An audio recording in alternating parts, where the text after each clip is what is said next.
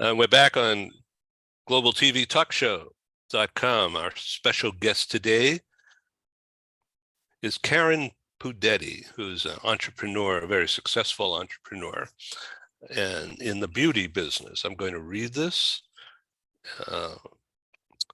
Luxe, L-U-X-E, Salon, Spa, Laser Center.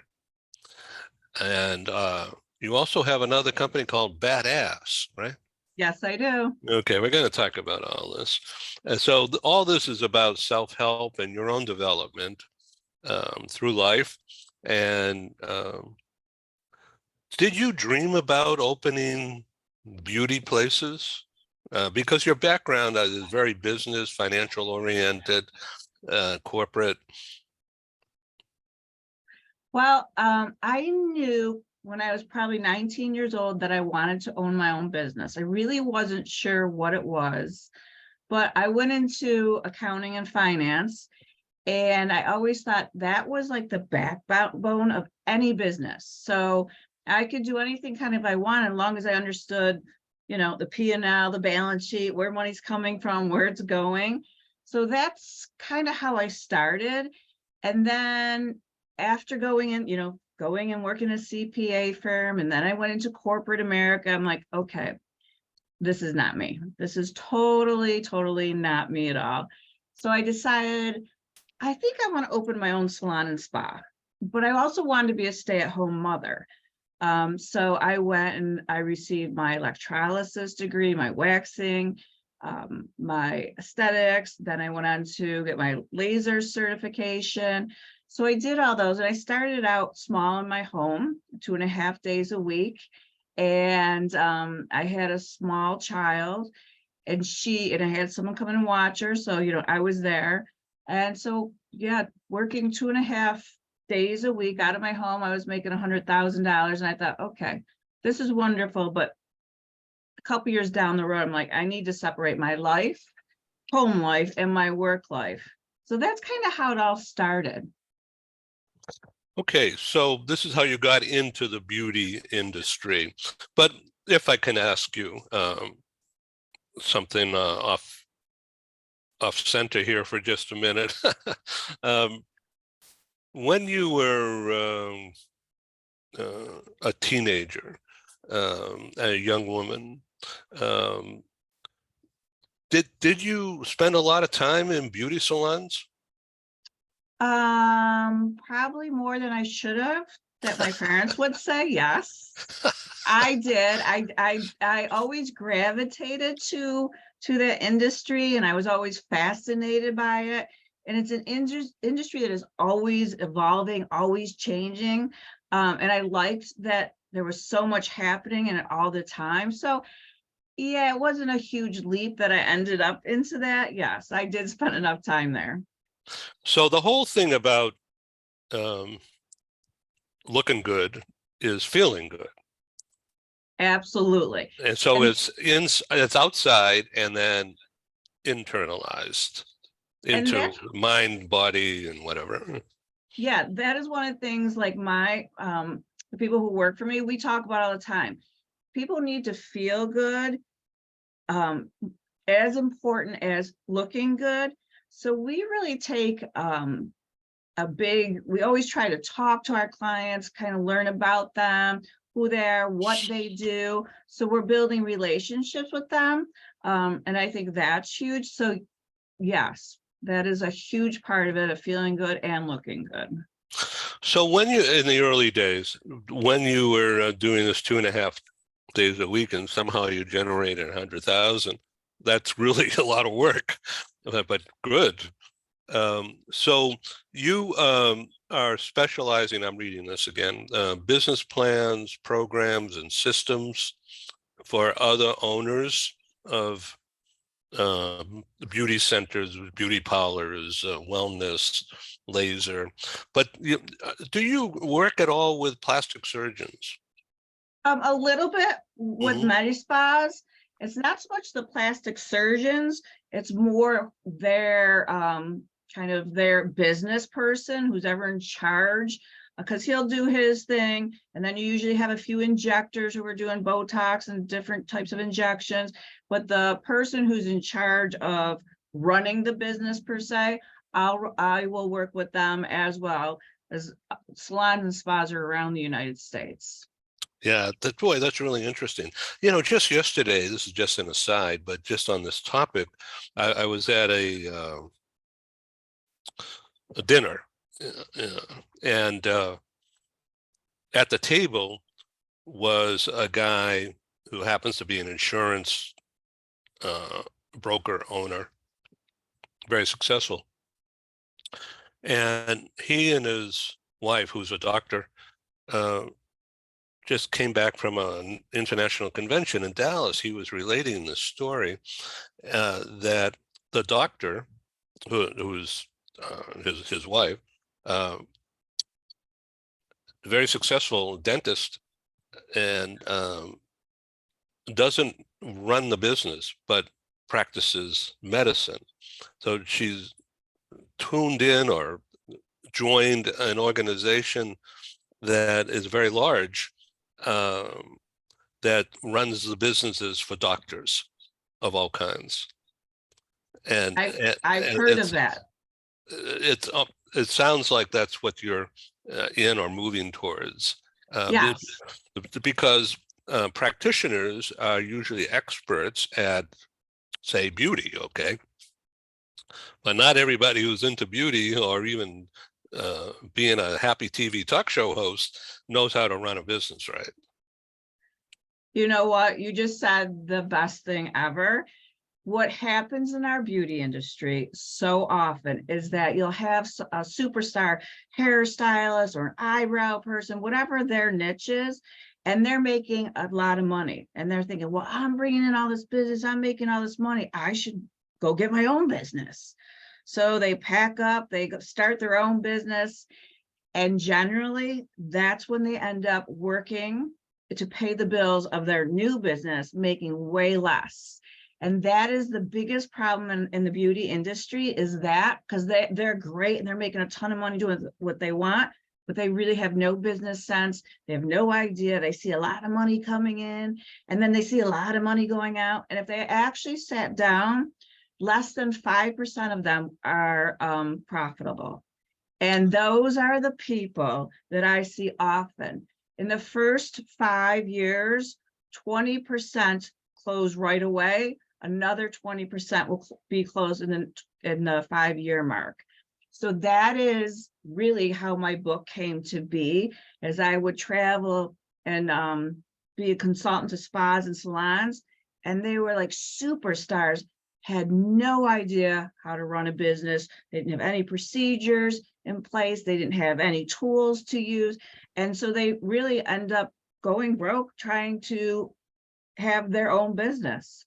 Yeah, and that in itself is depressing, because that happens in a lot of small business cases where, you know, people are dreaming big and because they're good at what they do, and yet having the responsibilities of day to day, I happen to know also, is that it's misery.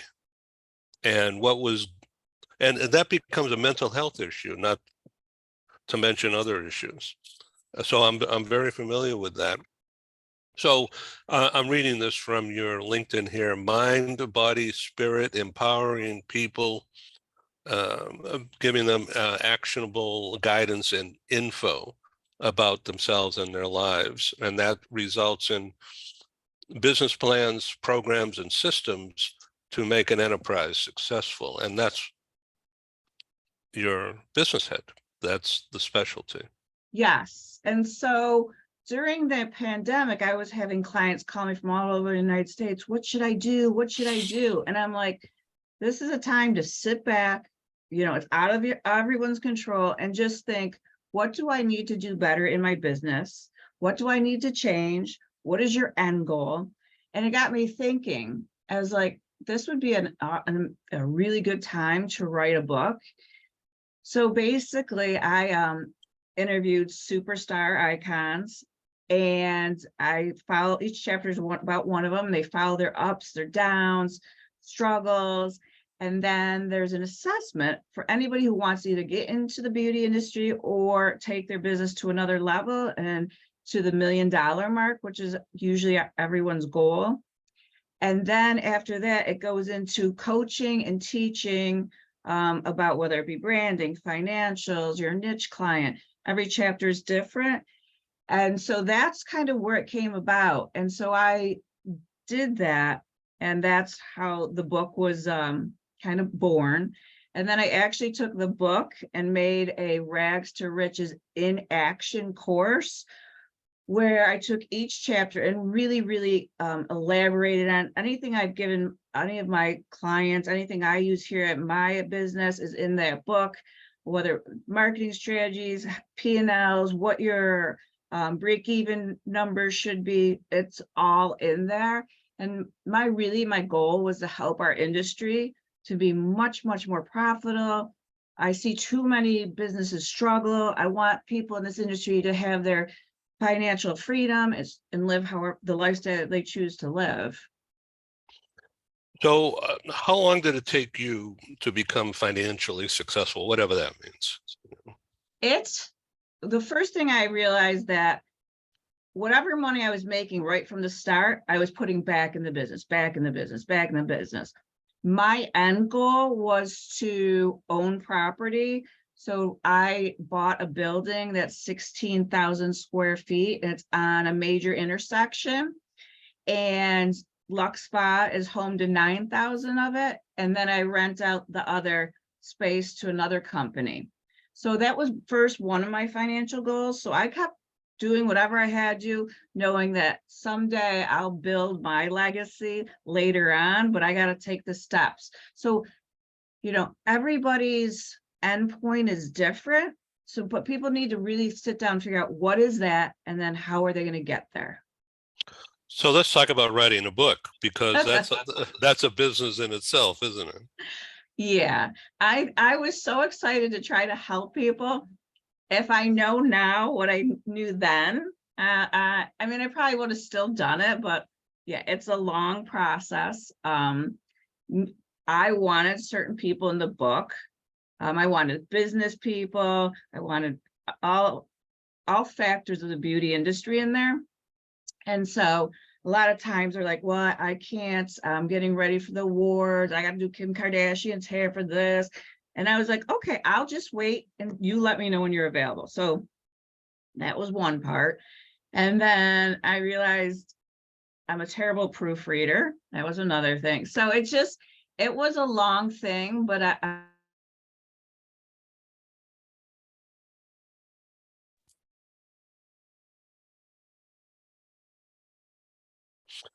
we have a technical difficulty. We'll continue in just a moment. Please stand by.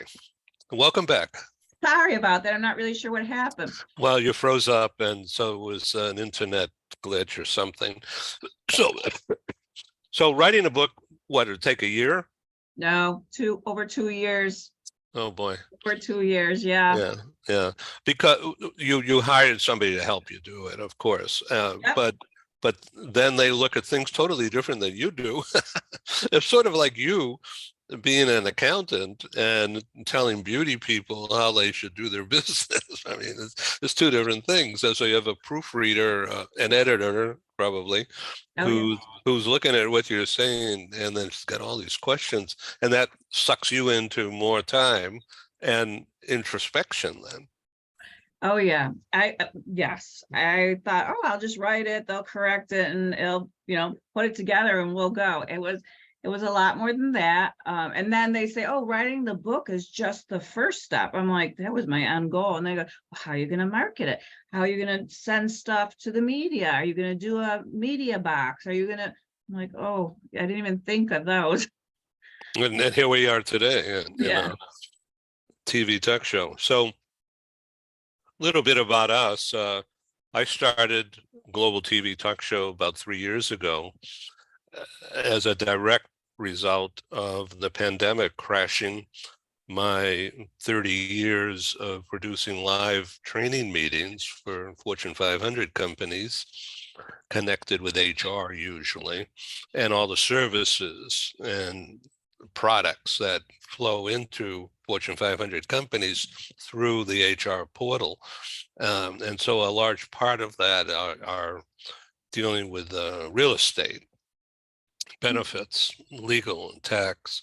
And so I had these people come and speak at different geo-centered meetings that I produced in Europe, Latin America, US, Canada. And then the pandemic crashed all of that. And then now what? I've always had an advertising business. So I applied marketing thinking. I don't know why I didn't do it sooner, but I applied it to myself and then decided, well, I have to learn how to look at this green light here and not you, but and then be prepared and be a happy TV talk show host. And so I asked people from my past to come be my guest on the TV show and talk about themselves, just like we're doing now. So I've produced 630 programs in 3 years and have reached, according to Google Analytics, 250,000 people in over 100 countries, but US, Canada is 70% of that. Europe about 20%. So I understand what you're doing, and now I'm going out on the road again, first time in 3 years, doing a live meeting. It will be in London, and I have a bank as my host partner, HSBC Bank, which is a pretty good bank too. So I'm super excited, but now all the work is on me. My God, I have to prepare, and it's a week from today. So I understand what you're going through. So let's tell our audience, what do you want to do next? Well, I want to continue to market my book and my course. But my next thing I really want to do next is I have a clothing line, BA Badass. And that came about when my younger daughter was diagnosed with ADHD. And I knew nothing about it. And I did. So that is ants in the pants, but an inability to focus anything, thinking, Yes. following through. Yeah, it basically means they don't have any really executive function. And that means, they'll be taking their plate over to the kitchen sink, and then they catch something over there. Now they're on their phone holding the plate, so they have over 400,000 thoughts every single day bouncing around their head. So, and it is a struggle for kids in school. Huge, huge, huge struggle. My younger daughter's 12. She wants to be a veterinarian, but she can't do math to save her life. And that's just the way it is. So I started this line because I wanted my daughters to think, I want them to really dream big, kind of like swing big, whatever it is in life you want to do, dream big, swing big, play big. That was like the motto. So I started this BA Badass clothing line, and I started a foundation for the proceeds. And I'd like for when kids get out of high school, if college isn't for them, which is a lot of the case, I'd like them to be able to get a grant from me to go to aesthetic school, cosmetology school, vet tech school, to really help support them in their dreams. So that, and my daughter and I are going to start a podcast as well to get people of her age together so they can talk, because it's usually the parents talking to them, teachers talking to them, but the kids don't find a community for themselves. Why? Because they're self-conscious. They're self-conscious. And they live in the imposter syndrome thing. Absolutely. Yeah, you're 100% right. Like, she'll tell some of her girlfriends, oh, I have ADHD. And they're like, why do you have that? How come you have that? How do you get rid of it? And it's just the way my brain is. So they hide it. They try not to tell people about it. Yeah, because they have the image of being weird or whatever, or they're afraid of how they're being perceived. Absolutely. And they don't want to get into a discussion about it. Yeah. So the most challenging, let's go back to the book. The most challenging part of writing the book is not what you wanted to say. You already knew that, but how to do that. It becomes like a building block thing, doesn't it? One chapter leads to another. Yes, it really, really does. And I wanted it to be entertaining for people. I didn't want to say, this is the P&L and make sure, your income is higher than your expenses. I mean, I wanted them to see that this is doable. Other people have been through the struggles. But I wanted it to be lighthearted, but really learn from different things. For instance, one chapter is all about leadership. And I'm kind of an type A person. So I'd walk through the salon spa going, okay, you do this, you do this, you do this, you do this. And I'm thinking, oh, I had a full day and my staff hates me. So it talks about, how to be better in certain areas, and what to do. Interesting, isn't it? Yeah. So we're going to talk now about balancing work life and home life. So you stepped from 2.5 days and everything's melded together. And so you had what, a housekeeper or I had a nanny company. that was there and stuff. Yeah. Yeah. And then, but you're always, well, I better take this call or I better look after that or blah, blah, blah. Right. And so how did you, what was the linchpin? Something broke probably, or something just didn't work right. And you say, that's it. I have to do this. I have to do that. And then it's a whole new approach then from that moment forward. Yes.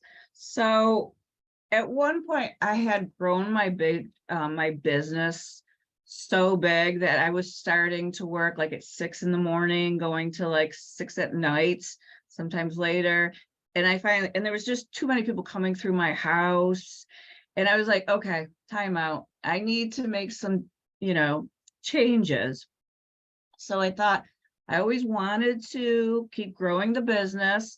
So I actually went and I talked to people about like becoming a partner with them and bringing my business to their business. And I talked to a few people regarding that. And I quickly realized that I'm not a partner person. I need to do it my way on my terms. Yeah. I don't want to ask anybody, what do you think? So I thought, okay, this isn't working. So my next step was, okay, I need to find space, or there was a few salons and spas that were up for sale. So I basically, there was one small spot. I wanted to start off small. I didn't want to jump in because you see a lot of businesses will fail and they go too big, too fast and not really know what they're doing. So I bought a small spa. There was 8 people. It was just a spa. I went in and did our due diligence. There were 2 sets of books. There were the books I saw and other books. And after we signed and I realized, okay, funny enough, this is different. Thankfully, it was an asset sale. So I wasn't going to be, none of this was going to affect me. But she basically was 30 days from bankruptcy. And so I said, okay, I got work to do. So I had to really structure it differently and make hard decisions quickly so I could turn the business around. And I did that. In the first year, we made $250,000, which was pretty good because we were tiny. And then the next year I took on more space and added on a hair salon. And then I bought, in 2008, I bought this a laser for laser hair removal. And I was the second person in the state to do that. So when a lot of people were in financial crisis, I was really growing leaps and bounds. So that's how I kind of transitioned from my home and did the little steps all the way to where I am today. So Thank you. Yeah, as far as balancing work life and family, my family, my kids are my why in life. So I am that mom that will, have the have the 11th grade prom, the senior ball, the part. So I always wanted the kids around. There would be days that I'd come home, there's 20 kids there, but I wanted to always be part of that. So that would always come first and foremost. And they saw that. Yes, they did. They did. So that probably helped them. It did. They know, like, my true heart is first family and them. And I wanted really my daughters to grow up to be strong, independent people that could just put their mind to something and dream it and have it happen. Okay, so this make believe I want to enter the beauty industry. What are This is silly, but tell me, what advice would you want to give me? Two things. When I first decided I was going to quit I was a senior financial analyst in my last corporate job. And I was like, I am going to quit this so I can start a business. My mother thought I lost my mind completely. And my dad was like, you're young, try it out. So really believe in yourself, but first and foremost, put a business plan together. What is your end goal? And then the steps that's going to take you to get there and what you really need to do. A lot of people go to beauty school. It's like, well, I don't want to go to college. I'll go to beauty school. And they come out like, I don't really like this. It's got to be your passion. You got to put everything into it. And the other thing, if someday you want to own your own shop or business, whatever it is, really go to the experts to help you.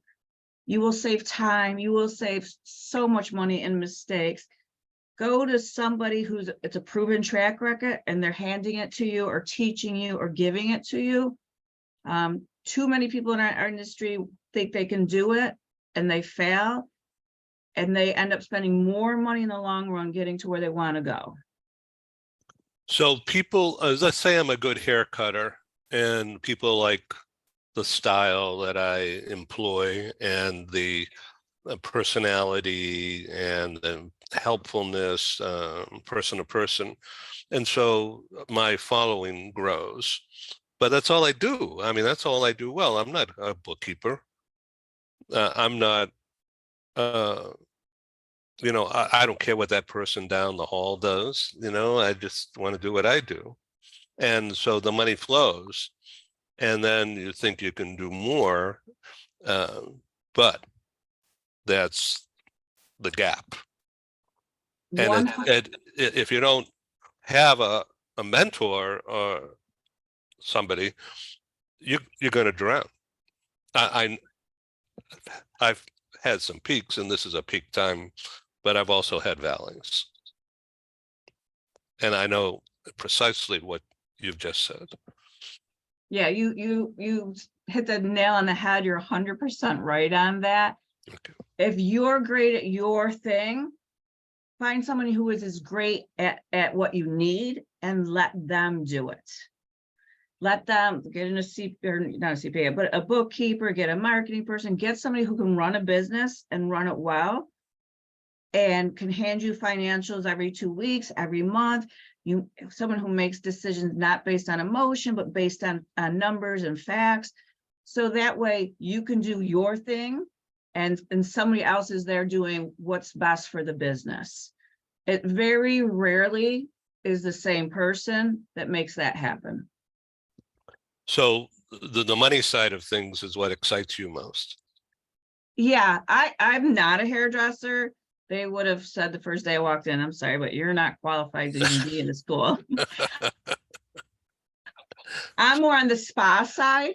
So that's why I got all my licenses on the spa side, basically. Yeah. And I like the business and as I got older and I like the mentoring for my staff. We have one-on-ones every 2 weeks. And we sit down at the beginning of the year. What is your goal? What do you want to do? What do you want to make? And we plan it backwards so they know how they are every year. So in doing that, my people here, and it doesn't matter, it's massage, hair, aesthetics, there's several of them that make over $100,000 a year. as operators. as operators. That's Yeah. how they do their thing. So when you say aesthetics, it's kind of a hard word, but that AESTHE, Yeah. whatever. And so what does that mean? The skin? Yeah, so Skincare. aesthetics is anything skin related, eyelashes, ear candling, body treatments, anything in there.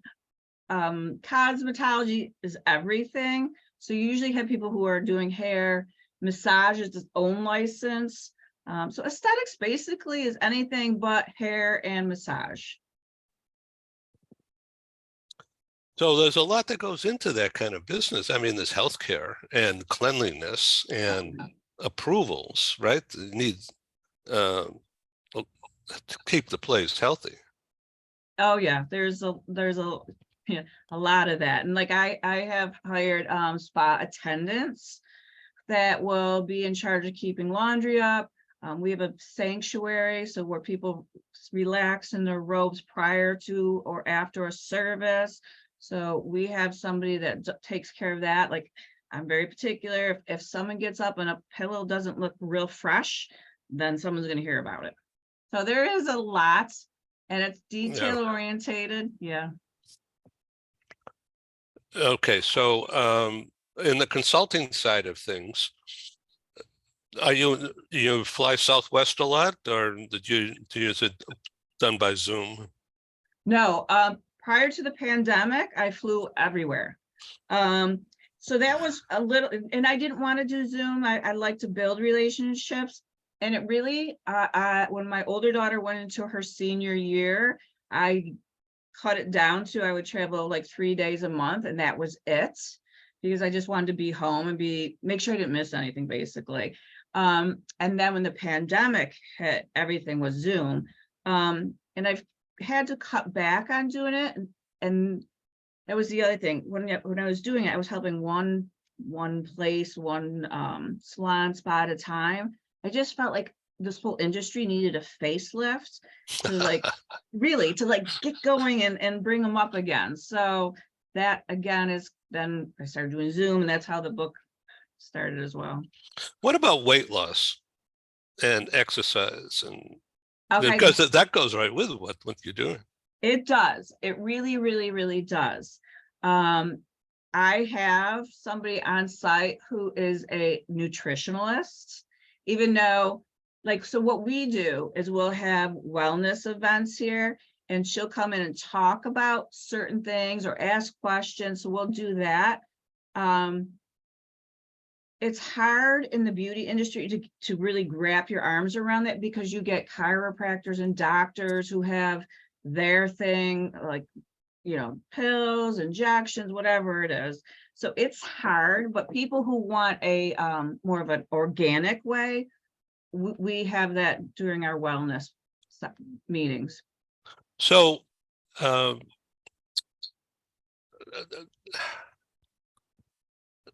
um, Vidal Sassoon, Mhm. did you ever read his book or meet I have him? not Or read his book, no, and I hear it's amazing, but I have not had a chance to read that one. But he had a pretty amazing story. Yeah, and I think it was Win Claybaum that was part of that whole error and part of that. well, the reason why I bring that up, because I happen to meet the guy and at a fundraising thing, and this many years ago, maybe 35 years ago, something like that. But part of his start, before the Hollywood thing, he did almost exactly what you're doing. Oh, Different reasons, but mhm. he didn't know how to do that, but he knew what to do with the specifics and the treatment, but always with the Hollywood flair thing. Um, yeah, interesting. So this has been fascinating from a business point of view, from a consulting point of view, Thank you. and now you're teaching. Yes. Yeah. So I'm in the business of public relations, as I guess you could tell, but so there's a marriage there. So what you're doing needs to be told, because a lot of people, a lot of young women are, well, since pandemic and job changes and career thinking is different, a lot of young women are moving out into the business world. And they need leadership. Yeah, that is one of the things that I love. I love to be someone's cheerleader, to like kind of just support them, mentor them so they can live their dreams. I don't think there's enough people that want to stand and really mentor somebody a lot. And I just feel that women should definitely empower other women. So how can people reach you? So they can email me a couple ways. They can email me at K Pudetti, which is Pudetti at Lux, Luxe, Spa. And LinkedIn, Karen Jones Pudetti. Okay, it's the email kpudetti@luxspa.com. Yep, luxspa.com. Okay, great. All right. Thank you for being my special guest. Please come back again and take me through the next chapter, and we'll get you this show link so you could use it as part of your PR portfolio, and I'll host sponsor it on globaltvtalkshow.com and our YouTube channel and in our LinkedIn networks. And I will use it as part of our training in how to do a one-on-one, because I'm looking for people to want to pay me for this kind of service. So I'm going to follow in your footsteps here as a consultant and go the next step. Perfect. Perfect. So Thank you so much for having me today. I really enjoyed it. I've And I learned really from you. appreciate it. I've learned from you doing this today, and thank you. Thank you very much.